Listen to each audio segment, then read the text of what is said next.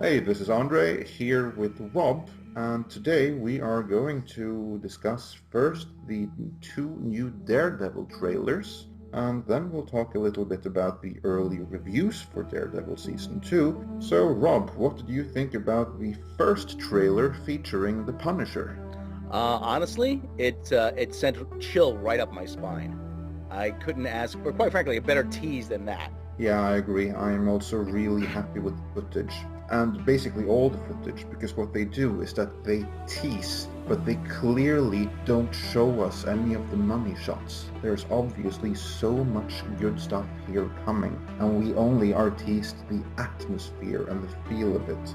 I like how Bernthal looks. I really dig his intensity. That seems like really spot on, like it's mesmerizing to watch. What I do react to as a fan, though, is that it looks like he only has a daughter. The real Frank Castle, of course, he had two children, a son and a daughter. When I say real Frank Castle, I of course mean Frank Castle of the comics.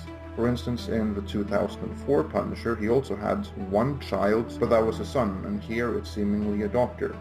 So why couldn't he have two children? But anyway, that's not really all that important. What matters is that he seems to lose his family, and he's really intense and hell-bent on doling out some punishment.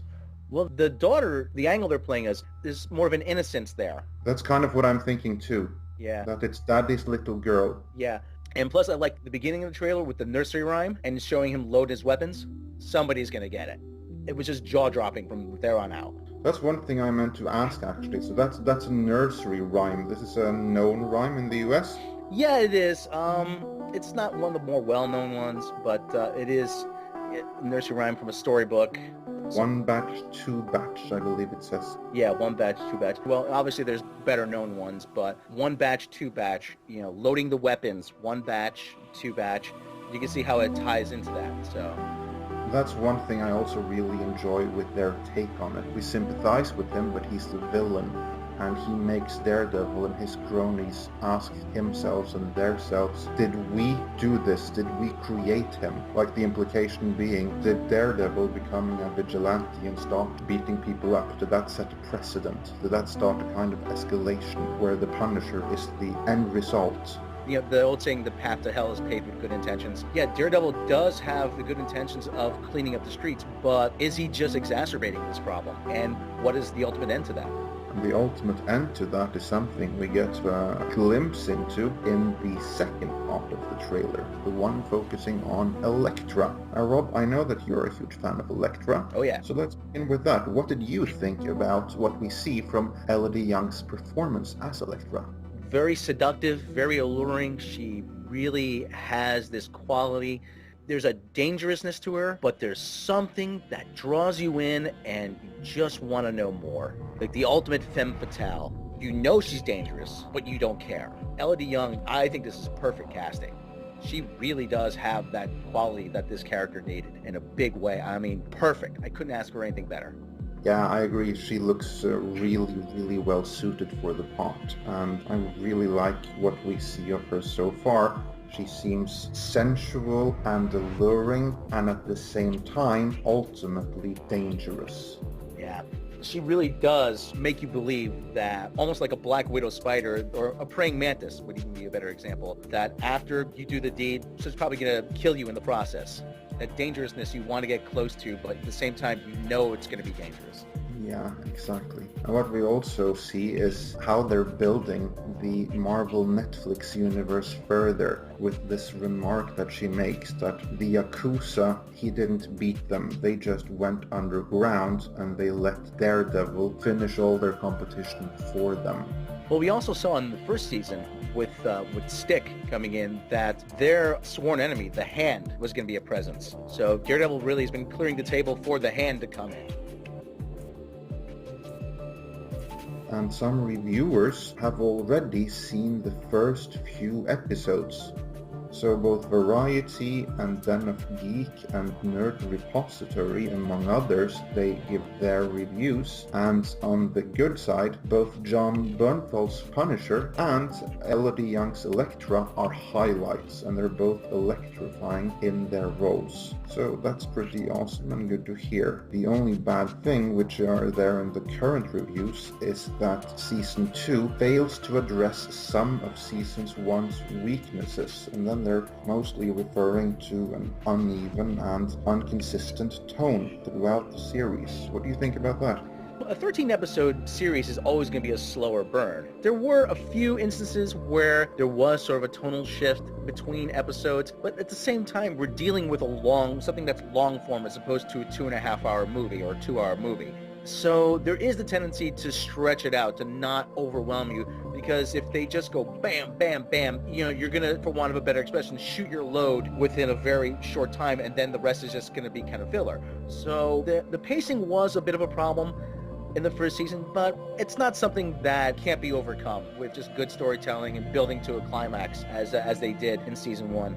Yeah, my opinion is that if that's the worst complaint, then we are in for a treat, because obviously there's going to be some pacing issues over the course of a TV series, and yeah, sometimes they were a little bit jarring, but I don't think that in any way was a detriment to the enjoyment of the series. So I think, based on these reviews, both the good and the bad things in there, that we are in for something special. If anything, I thought the pacing made the first season better, because we got to go deeper into these characters than you could have in a shorter format, such as a movie, or even it's like a 4-episode miniseries, or even an 8-episode miniseries. Beyond this one particular TV series, many have been wanting a Punisher standalone series, and over the last few days people have been freaking out a little bit because Jeff Loeb of Marvel Entertainment fame, the one who basically the Kevin Feige of Marvel on TV, has seemingly shut down any chance of a Punisher standalone series. At least that is what the headlines would have you believe. The reality might be a little bit more complex than that. Rob, would you like to read? Jeff Loeb, Marvel's television executive vice president, told press, including Digital Spy, that fans shouldn't just trust the rumor mill. I think that's something that people are speculating on as opposed to something that's actually happening, he said. It's certainly our hope that any of our characters will be embraced and that people would want to see more of them. What we're trying to do is tell the best stories we can, he said. For us, the greatest award was when Netflix called and said, we'd like you to do another season with you.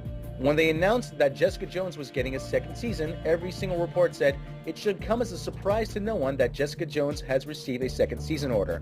I'm the guy going, well, it was a surprise to me. It isn't a given in television. The fact that we get to continue telling stories with these characters speaks a lot about the quality of the storytelling and the acting and the writing.